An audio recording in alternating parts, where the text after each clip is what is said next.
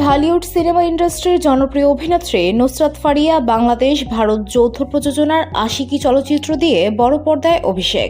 সেই সঙ্গে তিনি এ সিনেমায় শ্রেষ্ঠ নবীন অভিনয়শিল্পী বিভাগে মেরিল প্রথম আলো পুরস্কার অর্জন করেছেন। নুসরাত ফারিয়া অভিনয়ের পাশাপাশি সামাজিক মাধ্যমেও বেশ সরব থাকেন। মাঝে মধ্যেই তিনি তার নানান বিষয় ভক্ত অনুরাগীদের সঙ্গে শেয়ার করে নেন।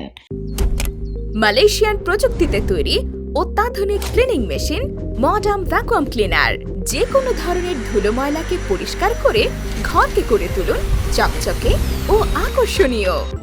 Modem, brand of luxury.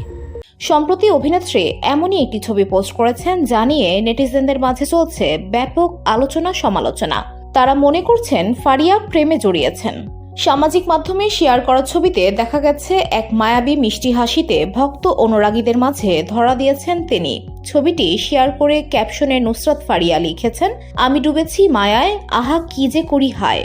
উল্লেখ্য, যৌথ প্রযোজনার সিনেমা আশিকি ছাড়াও হিরো 420 ও বাদশা দ্য ডন শিরোনামে আরও দুটি সিনেমায় অভিনয় করেছেন নুসরাত ফারিয়া।